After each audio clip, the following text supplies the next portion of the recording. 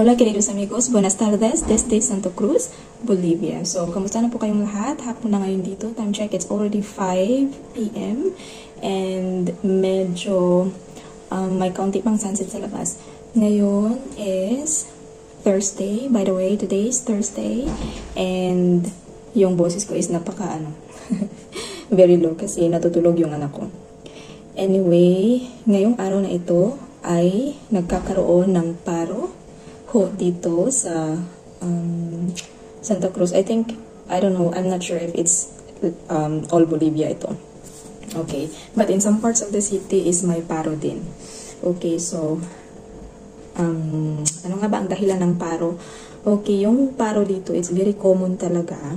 Okay, by the way, okay, teka lang. By the way, so walang, dahil sa paro, walang pasok, walang trabaho ngayong araw na to. So, may mga taong lumalabas, pero they're just walking. And yung iba, minsan naman yung iba is nakakagamit ng sasakyan sa labas. Okay, anyway, bakit nga ba may paro dito? Yung paro dito is, is very common dito sa kanila. So, dito kapag, for example, ngayon, walang diesel. Okay, walang diesel sa city na ito. So, napakadaming trucks doon sa kalsada ngayon na nakapark sa gilid ng mga kalsada. Kasi walang diesel, as in sobrang haba ng mga trucks. As in, noong isang araw, pumunta kami sa labas, nag-grocery kami ng kaunti, tapos sobrang haba ng linya ng mga trucks. So, dahil sa kawalan ng diesel, okay? Now, dahil walang diesel, so walang makamove ng mga buses. So, kahapon po is napilitan akong magmotor, sumakay ng motor para kunin yung anak ko sa school. Kasi wala talagang bus. Kahapon pa nagsimula yung paro. Hindi pa, parang kahapon, yung ibang mga bus hindi na dumadaan sa kanilang linya. Okay, yung bus namin hindi dumadaan sa ruta talaga kahapon kasi daw because of the paro, sabing gano'n ng driver. So, medyo nahirapan kami sa transportation kahapon. So, napilitan akong magmotor papunta sa school ng anak ko, pero meron namang bus pa uwi. Yung papunta lang is mahirap kasi wala nang bumabiyahe kasi nga walang diesel. So, medyo nahirapan kami kahapon. At ngayon talaga is wala. And you will gonna see in this video, papakita ko sa inyo kung ano nga ba ang nangyayari kapag may paro. Kapag may paro ho dito, they blocked all the streets. Okay, ganun ho dito. They blocked all the streets, hindi ka makakapag-drive, hindi ka makakapunta ng city because all the cities right now were blocked. Okay? Yung mga tao dito is, inaano talaga nila. Anong tawag dito? Naglalagay ng mga kung ano-ano sa gitna ng kalsada talaga. Hindi ka talaga makakadaan. Ganun ho yung sitwasyon dito. And it's because sa ngayon ho, merong matinding krisis na nagaganap sa bansang ito. Kaya sa ngayon, hindi ho maganda ang ekonomiya ng bansang ito. Mataas ho ang palitan ng dolyares ngayon in 2 Bolivianos. Sobrang taas. Okay? And that means na krisis kami ngayon dito. Okay? So, hindi namin alam kung kailan ito matatapos. Siguro tomorrow, everything will, babalik na sa normal lahat. Usually, yung paro, minsan nagtatagal siya ng ilang araw. Pero depende yun. Ngayon lang kasi is walang diesel talaga. So, paano magmumove yung mga public transportation? Napakahirap ng ganito. First time ko, nung dumating lang ako dito, ako nakaranas ng mga ganitong mga paro-paro. There was one time, nung pagdating ko dito, as in 1 month, yung paro. I forgot kung ano pang dahilan doon. Basta, may paro siya. As in 1 month talaga, yung mga tao nasa kalsada. Kapag may dumadaan ng mga trucks, nagagalit yung mga tao, guys. Ganun dito. Kapag yung mga tao is against the government, against yung mga law na ipinapasa or against the law yung mga tao dito. Gumagawa sila ng paraan para kapag ayaw nila, gumagawa sila ng paraan upang talagang yung kagustuhan ng mga tao ang masunod. Okay. So, ganun yung sitwasyon dito. Now, ngayong araw na to may nangyari ho sa anak ko. Okay. So, ipapakita ko sa inyo yung video nito after kung anong nangyari. Okay. So, today morning, nagising yung anak ko. Nagising siya na okay naman, wala namang problema. I was working in the morning. I was having classes in the morning. Tapos, bigla na lang umiiyak yung anak ko na hindi namin alam kung ano. Akala ko gusto niya lang kunin yung telepono ko. Pero, hindi. Okay. So, dinala namin siya sa ospital ngayon. Emergency talaga. Hindi namin inaasahan na madadala namin siya sa ospital ngayon kasi umiiyak siya, as in malala. Yung iyak niya is talagang sobrang namimilipit sa sakit sa kanyang tenga. Okay. Sa kanyang tenga. Now, gumising siya ng okay naman yung kanyang katayuan, wala namang problema sa kanya, masaya naman siya until a few minutes later nag-iiyak-iyak na siya. Sabi ko, akala ko gusto niya lang ng cellphone. Sabi ko, nagagamit ako ng cellphone. So, akala ko umiyak siya dahil hindi ko pinahiram ng cellphone. Ngayon, sumigaw naman siya. Sumigaw na siya. Sabi ng asawa ko, anong nangyari? Sabi ko, wala. Iwan ko dito. Hindi ko alam kung anong nangyari dito. Sabi niya, okay. So, pagtingin namin, gumaganon siya. Kinukuha niya yung kamay ko tapos ginaganon niya sa kanyang tenga. Okay, ginaganon, sinasarado niya. Sabi ko, ano nangyari? Tapos ginaganon niya ba? Parang nirarab niya. Iti, tinignan ko, sabi ko, baka may inflammation ba? So, yun na nga, may inflammation yung kanyang tenga. So, sabi ko, baka sa tutuli. Kasi hindi ko nalilinisan yun everyday. Hindi naman, I think that hindi naman siya dapat talaga everyday nililinisan kapag tutuli lang nung Tapos talaga ako na, ang tawag dito, na tatakot akong maglinis. Okay, so, kapag may lumalabas lang natutuli dito, saka ko siya nililinis. Pero sa outer lang, dito sa outer, hindi ko na pinapasok kasi natatakot ako. Okay, now, iyak talaga na siyang iyak. Sobra, as in iyak. Tapos binigay ko na yung cellphone. Iyak pa rin siya ng iyak. Yung nagsi-cellphone siya pero bigla na lang umiiyak. Sabi ko, there's something wrong talaga dito. So, ayun na nga guys, napagdesisyonan talaga naming mag-asawa na dalhin na talaga sa hospital, sa emergency room yung anak ko. Kasi talagang umiiyak talaga siya sa sakit ng kanyang tenga. Nakakaawa kasi gusto niyang matulog pero hindi siya makatulog. So, ito na nga yung sitwasyon namin.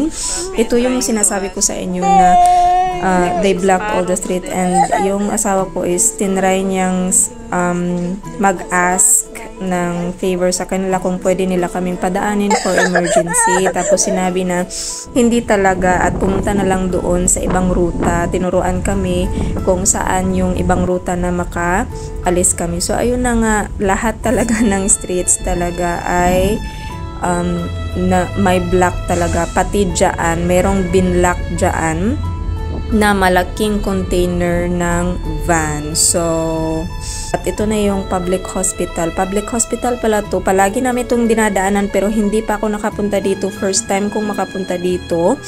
And it's a public hospital para. So, yan yung emergency. And kawawa yung anak ko. Ito yung anak ko. Umiiyak talaga siya.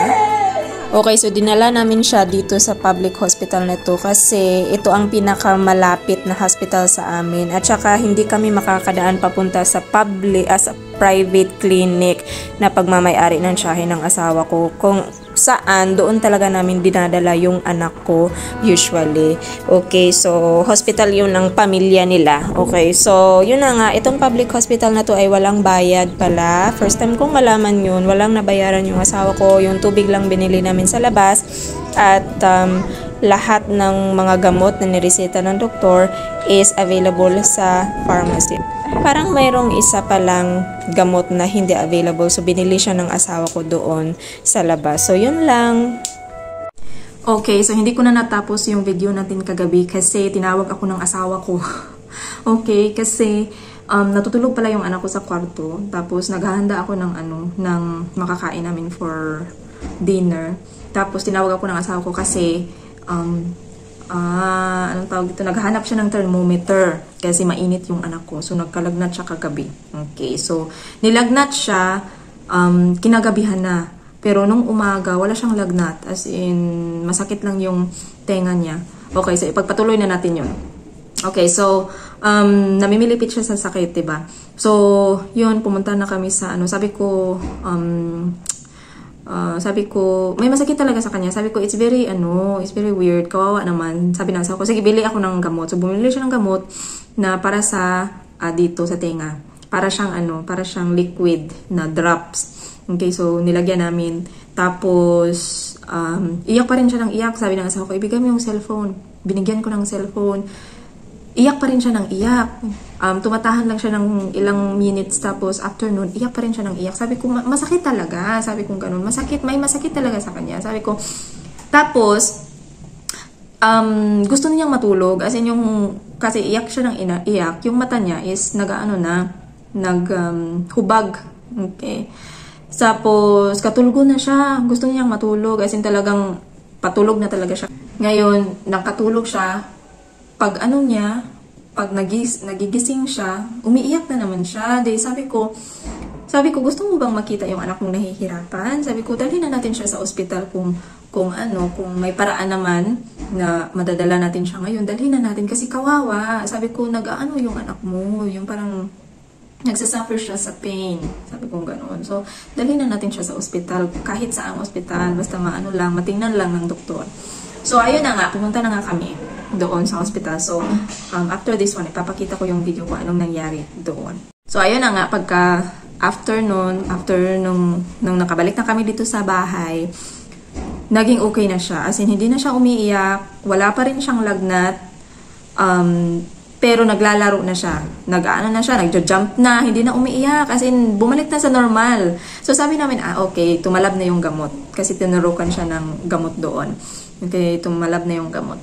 So, okay na siya. Nanood siya ng TV. After no, nagpahinga kami sa kwarto. Nanood siya ng TV. Tapos, okay lang siya. As in, nag-watch lang siya ng TV kami. Naka-idlip kami ng saglit. Tapos, nung pagkagising namin, siya naman yung nakatulog. Tapos, dun na, pagkatingin ng aking asawa, mainit siya. So, nagsimula yung lagnat niya, kinagabihan na.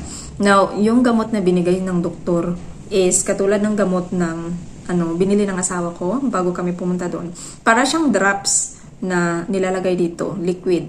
Pero, mas mabuti yung nireseta ng doktor kasi may antibiotic. Okay. So, sabi ko, bakit niresitahan ng antibiotic? Nung pagkadating namin dito, may amoxicillin. Sabi ko, bakit niresitahan ng antibiotic na wala mang lagnat? Sabi ko ganun, walang lagnat yung anak natin. So, walang infection. Sabi ko ganun. Kasi kapag may lagnat, may infection. Ibig sabihin, may infection. Sabi ko, wala mang lagnat. Okay lang man siya. Tapos, okay na, bakit may amoxicillin? Ayun na, kinagabihan talaga. Nilagnat na siya. Yun na. So, pinainom namin ng gamot.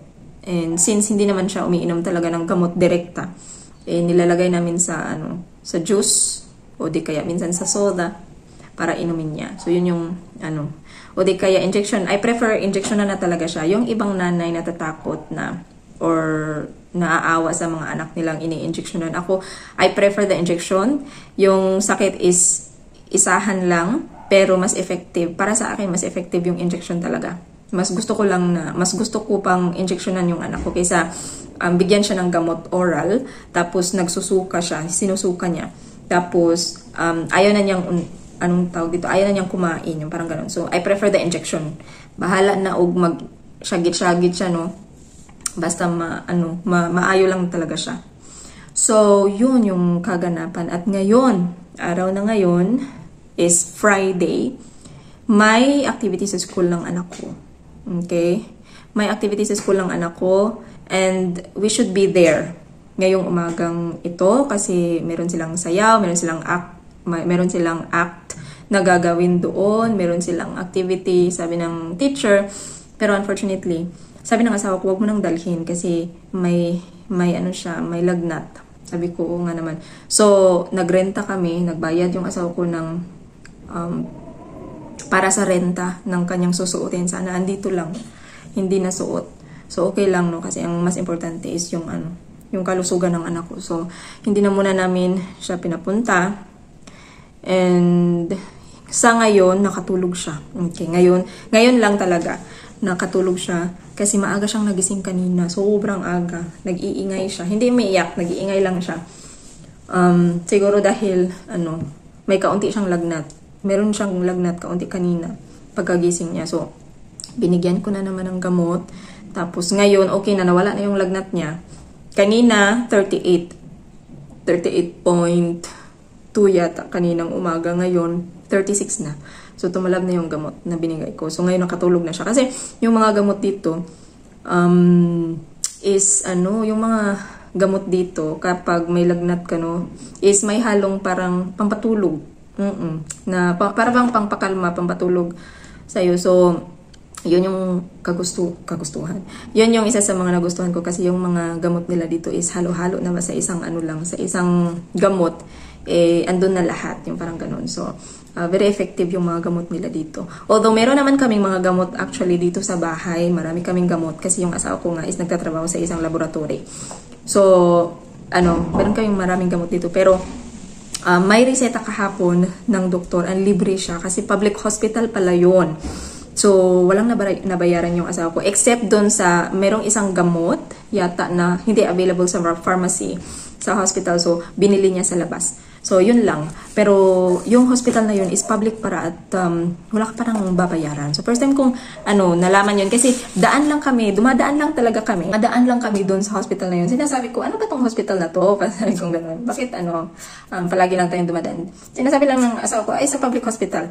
Pero first time pa namin pumunta doon talaga. For emergency lang talaga yun. Kasi hindi kami makadaan papunta talaga sa city because they blocked all the streets. So, mahihirapan. And yung anak ko, iyak nang iyak sa sasakyan. So, syempre, as a first-time mom, at yung as a nanay, syempre, di ba, parang ka rin. Bilisan mo, yung parang ganun na, natataranta kung anong nangyayari sa anak mo. So, dito na lang kami. Sobrang lapit. Yan yung hospital na napakalapit sa amin. So, palagi lang kaming dumadaan. Tapos, finally, nakapunta na rin kami doon. So, okay naman siya. Public hospital. And then, lahat ng mga tinatanong talaga nila, saan ba kayo nakatira? Yung parang ganun.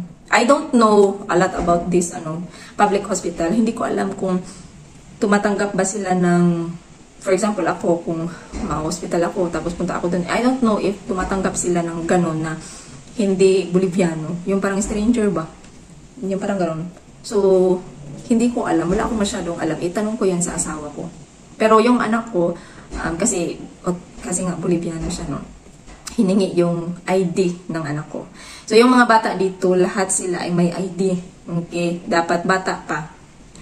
Meron na silang ID. Yung anak ko, parang ilang taon? So, yung anak ko, 2 years old pa lang siya, meron na siyang ID. Kinuha na namin siya ng ID bago kami pumunta sa Pilipinas nung nag-process kami sa kanyang passport. So, yun, 2 years old pa lang siya. Baby pa lang yung ID niya is, baby pa yung face doon. So, yun yung ID na ginagamit niya. So, yun dito. Dito, lahat, kahit yung mga bata ay may ID. So, yun yung hiningi sa hospital na ID. And since yung anak ko is isang Boliviano, automatic na Bolivian siya. So, free. Libre siya. Okay. Napakalakas pala ng hangin ngayon. Kahapon at ngayon. Grabe. Kung sa atin pa to sa Pilipinas, itong hangin na ito is parang sinyalis na may paparating na bagyo. Ganon yung dating ng hangin. Sobrang parang kung sa Pilipinas pa talaga to, bagyo na to. May paparating na bagyo. Dito normal lang kasi walang bagyo dito. Hindi sila nakaranas ng mga bagyo-bagyo dito, no? Normal lang talaga tong mga ganitong sobrang mahangin talaga. Which is good naman kasi maganda kasi dito is mainit. So, kapag may hangin, hindi mo masyadong nafe-feel yung init.